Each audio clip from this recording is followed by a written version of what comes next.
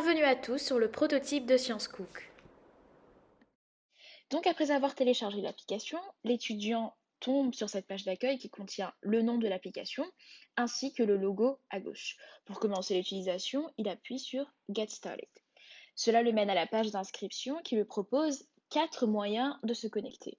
Premièrement, pour l'étudiant déjà inscrit, dans la rubrique Login, il suffit d'entrer son adresse mail ainsi que son mot de passe, puis d'appuyer sur Login.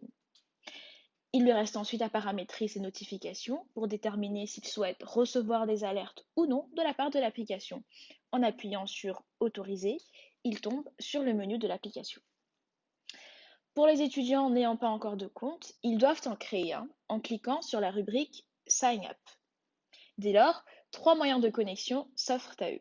Tout d'abord, ils peuvent se connecter via Facebook, qui ouvrira par la suite plusieurs fenêtres pour procéder à l'inscription, pour enfin retomber sur le paramétrage des notifications. L'étudiant peut également se connecter avec ses identifiants Sciences Po. Il lui reste ensuite à entrer son identifiant ainsi que son mot de passe, comme ce qu'il doit faire lorsqu'il doit se connecter sur son espace étudiant. En appuyant sur se connecter, il retombe lui aussi sur le paramétrage des notifications.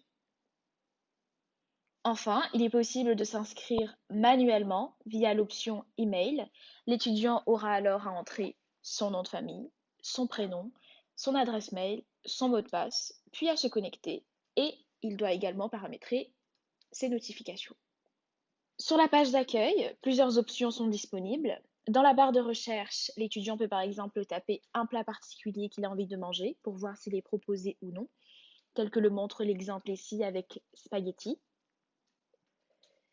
Il y a également le raccourci ici qui lui permet de poster une annonce. Il doit alors télécharger des photos de son plat, indiquer un titre, préciser les principaux ingrédients et renseigner le prix, puis poster son annonce.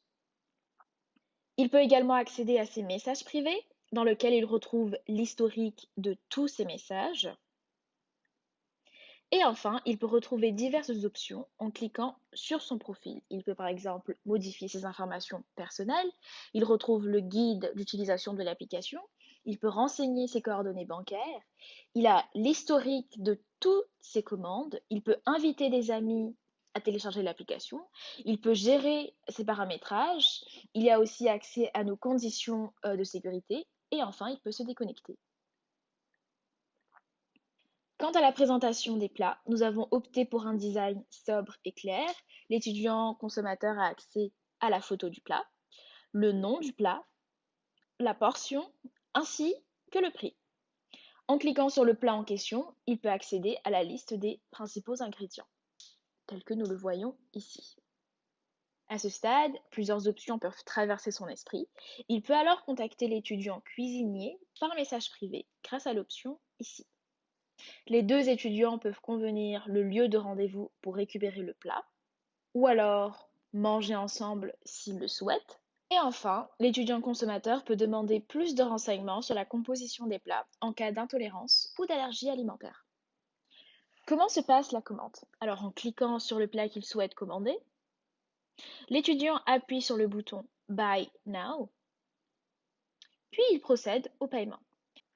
Comme vous pouvez le voir sur cette page, les détails donnent la somme touchée par l'étudiant cuisinier ainsi que les 10% de commission que nous touchons sur la commande. La dernière étape consiste alors à notifier que l'étudiant ait bien reçu sa commande. Si tel est le cas, il appuie sur l'option J'ai reçu la commande. Dans le cas contraire, il nous indique le motif. Le cuisinier n'est pas venu, la commande a été annulée ou une autre raison. Il nous envoie sa réponse et nous nous assurons par la suite qu'il soit remboursé.